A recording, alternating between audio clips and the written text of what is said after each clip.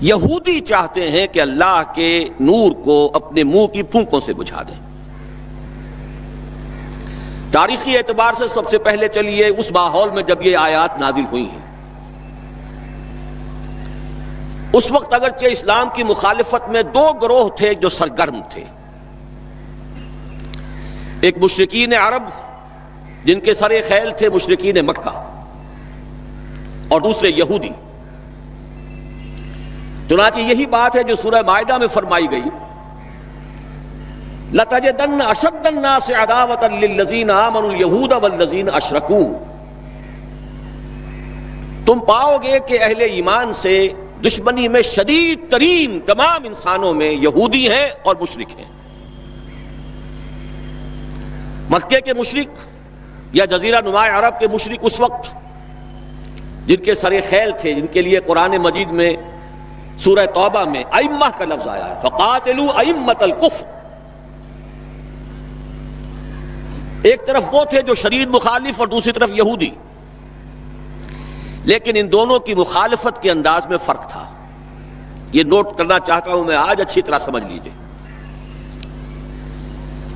پہلا فرق یہ تھا کہ مشرکین عرب سامنے سے وار کرتے تھے جمع مردی کے ساتھ، ان کے مقابلے میں ان کی مخالفت میں کمینگی نہیں تھی۔ وہ اپنے باطل معبودوں کے لیے بھی گردن کٹا رہے تھے۔ ابو جہل نے کہا تھا ذرا نیچے سے گردن کاٹنا تاکہ اونچی نظر آئے کہ سردار کی گردن ہے، جب تم کسی چیز پر اس کو اوپر لٹکاؤ گے۔ 70 جانیں انہوں نے پیش کی ہیں بدر میں اپنے دین باطل کے لیے اور اپنے معبودان باطل کے لیے۔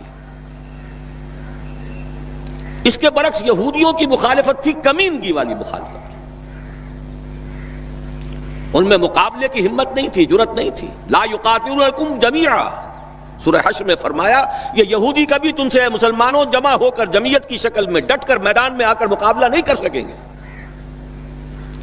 الا فی قری محصنۃ او من وراء جدر، بڑے مضبوط قلعہ بندیوں میں اپنے آپ کو محفوظ کر کے اور فصیلوں کے پیچھے سے، دیواروں کے پیچھے سے، عورتوں کی طریقے سے پتھراؤ کریں گے، اس کے سوا کچھ نہیں کر سکتے۔ تو پہلا فرق یہ تھا کہ مشرکین مکہ اور مشرکین عرب بالعموم مخالفت کر رہے تھے، لیکن ان کی مخالفت جمع مردوں والی مخالفت تھی، سامنے کے دشمن کی حیثیت سے کھلم کھلا علی الاعلان، جبکہ یہودیوں کی مخالفت میں کمینگی تھی، سازشی انداز تھا، خود لڑنے کی بجائے دوسروں کو ابھار ابھار کر لاتے تھے۔ اور دوسرا بڑا فرق کیا تھا؟ اس پہلے فرق کو تو نمایاں کیا اسی لفظ سے کہ گویا کہ اپنے منہ کی پھونکوں سے بجھانا چاہتے ہیں۔ ابو جہل بھی بجھانا چاہتا ہے اللہ کے نور کو، لیکن اپنے زور بازو کی بنیاد پر۔ اور یہ لوگ کردار کے اعتبار سے اتنے گر چکے ہیں کہ زور بازو کی بنیاد پر نہیں، منہ کی پھونکوں سے بجھانا چاہتے ہیں۔ بہترین تعبیر کی ہے اس کی مولانا ظفر علی خان نے کہ نور خدا ہے کفر کی حرکت پہ خندزن، پھونکوں سے یہ چراغ بجھایا نہ جائے گا۔ دوسرا فرق یہ تھا کہ اگرچہ مشرکین میں بھی ایسے لوگ تھے جو پہچان چکے تھے کہ محمد اللہ کے رسول ہیں، سچے ہیں، صادق ہیں،